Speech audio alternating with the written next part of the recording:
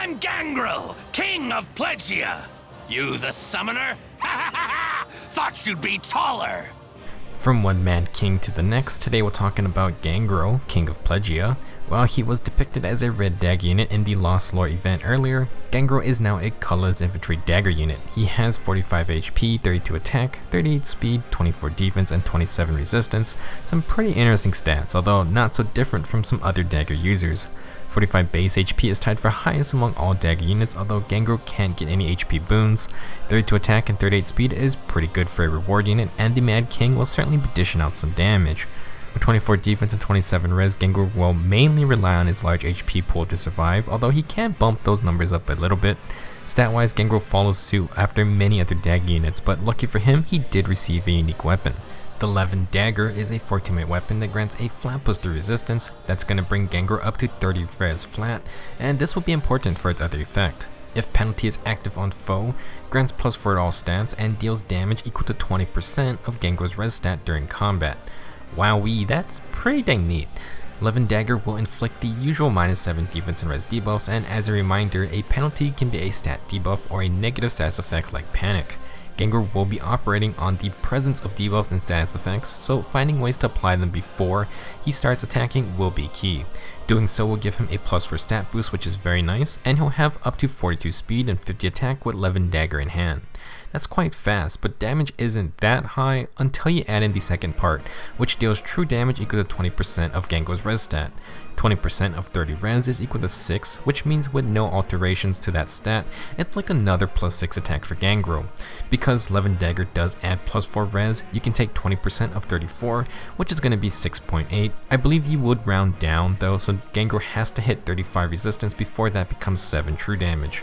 Basically, every 5 points of res will add 1 point of true damage. At 30 res, Levin Dagger will add 6 damage, at 40 res you would get 8 damage, and at 50 resistance you would get 10 damage.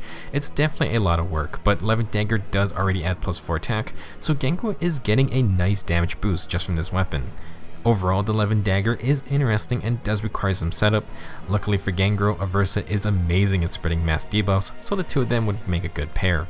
Coming back to Gangrel's base kit, he has Glacies as his special. I wouldn't exactly say 30 resistance or 34 resistance is amazing to run with Glacies, but if you can charge it up, it is gonna hurt regardless. For his B skill, Gangrel has Chill Attack to hit the strongest enemy with -7 attack. This obviously helps activate Levin Dagger, and the weapon does give him +4 defense and resistance, so Gangrel is getting a decent amount of damage reduction. For his C skill, Gangrel has Panic Ploy. He gets to use his high base HP stat to inflict the panic status, which would also activate Levin Dagger. Definitely a good skill to hold on to for PvP modes, and it can hit multiple enemies too. Overall, a decent base kit that works together toward activating his weapon. Should you want a +1 merge Gangrel, he will normally get +1 HP and +1 speed. Thanks to the neutral nature though, he's also going to get an additional +1 HP, speed, and resistance. Now that 1 point of resistance is actually important because it allows Gangrel to hit 35 res when Levin Dagger activates. It can take 20% of 35 to now add 7 true damage. Not a huge game changer, but it's a nice perk. For comparisons, there's only one other free reward infantry dagger unit, and that is Kronya. She's an extremely popular +10 merge project, and I see her a lot in 8th raids. In terms of stats, Gangrel and Kronya are very similar: high base HP, OK attack, high speed, and OK defense and resistance. Kronya's Athame dagger also gives her +3 resistance, so the two of them are not so different. This is why unique weapons tend to be pretty important, because while there's nothing wrong with using inheritable daggers, things just get much more interesting even though two units may have very similar stat spreads. For those not familiar, Kronya's Athame is really good. It grants +5 attack and speed if the enemy is not at full HP, and will give her Vantage, which is also tied to the enemy's HP stat. She can sweep whole teams at full health, and even if she gets hit, she has a decent amount of HP to soak attacks. Very popular close counter user, and can just cheese the crap out of 8th raids if you have dual Hector. Gangrel and Kronya may have similar stat spreads, but comparing the two are just not worth it. They do very different things. I would say Gangrel is more like a normal offensive dagger unit. He can apply debuffs and panic with his high HP, but Levin Dagger really just gives him a good all-around stat boost. It also works on both phases. If you wanted to see other infantry dagger units, the closest are probably Chad and Legault. Gangrel matches up really well stat-wise, even if he can't choose a boon, and of course Levin Dagger makes him stand out anyway. That being said, Gaius' Candy Dagger is actually kinda similar to the Levin Dagger. It grants true damage equal to 10% of Gaius' speed stat, and if the enemy is at full HP, he gets another plus 7 true damage.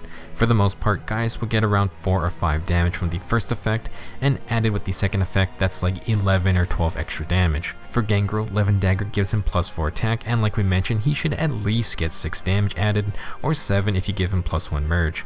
You have to remember that true damage only really matters if you're dealing 0 base damage. If you want to kill a full HP target, there's not much point worrying about true damage unless in the future there's an enemy with like 10 HP but 100 defense. For Gaius and Gangrel, their true damage effects are mainly just the same as extra attack for most situations. If you want a dagger unit who is focusing on damage, then I would lean toward Gangrel. He does require penalties to be on the enemy, but there are many ways to get around that. Building for Gangrel is going to be a little awkward. We want Levin Dagger to always be active for that nice stat boost plus extra true damage, but we need debuffs on the enemy. Gangrel's base kit does have 2 ways to inflict debuffs or status effects with Chill Attack and Panic Ploy. They are fine to keep, but if we're looking for more damage, then we're going to have to run things like Deathblow or Swift Sparrow. The Fury plus Desperation plus Brazen combo would be very good with Levin Dagger activated, but you need those debuffs or the weapon is rather lackluster. Gangrel can at least provide his own debuffs thanks to being a DAG unit, but if you want to initiate on the player phase, you want those enemies debuffed beforehand or you have to have a dancer. Regarding the extra true damage, you may want to get extra resistance for that, but just keep in mind that if your goal is to kill stuff in one round, you're probably just better off with extra attack instead. We also do want to be doubling as much as possible, so we definitely want all the speed we can get. For some other skills you can use, there's Attack Smoke or Speed Smoke to complement the Dagger debuffs. Combine that with Vantage to at least be more effective against ranged units on the enemy phase. If you want another way to apply debuffs, you can also use a Rally buff with the Faint Sacred Seals. The biggest issue with Gangrel is that to reap the benefits of Levin Dagger as a damage dealing weapon, you probably are going to need to pair him up with another debuffer on your team. By doing so, you can focus on building offensively with things like Swift Sparrow, lull skills, or attack and speed solo. The weapon itself does give respectable damage, so I do think a more offensive build suits Gangrel the best. Flashing Blade 4 could be an interesting choice due to its true damage effect on it, but you're going to need to have that extra speed to duel out other high speed enemies. There are also some interesting sets you can use with Savage Blow or Poison Strike if you want to play that true damage game. For example, you can run double Savage Blow with Vantage and depend on the big damage boost from Levin Dagger to keep Gangrel alive. You could use Poison Strike and No Follow-Up to chip away at super tanky units that don't have distant counter. 2 hits with Levin Dagger is at least 12 true damage, so maybe that is enough with Poison Strike to wear down those super tanks. In general, Aether Raids could be a decent place for Gangrel to shine. It has a lot of ways to apply debuffs or status effects on both offense or defense, and Gangrel can get bonus HP and resistance thanks to Mythic Blessings. Seems like good timing that Mirabilis gives plus 5 resistance, and if you have 2 of her, that could be plus 10 res. If you let these structures apply debuffs for Gangrel, then he can run offensive sets just fine, but would a defensive build work too? Thanks to his high HP pool, Gangrel can provide support for his team with skills like Infantry Pulse, Panic Ploy, or Sudden Panic. For example, if you place him on a defense team, you can just go full on support with Rally and Ruse skills, stack extra defense and resistance to try and be as tanky as possible. Levin Dagger does give plus 4 defense and res too when activated, and if we have double blessing bonuses, that's another plus 10 HP for him. Gangrel could also perhaps be a decent winter water sweep user. He is pretty fast from the start, and we can use Levin Dagger's true damage to chip away at slower tanks. Again, you can use Poison Strike or Savage Blow for even more chip damage. While I don't think this will be universally good, perhaps you want a dagger unit who can bring a multitude of things to the team. Gangrel can run both Infantry Pulse and Sudden Panic, or Panic Ploy, plus he still has room for a damage increasing A skill to stack with Levin Dagger's own damage.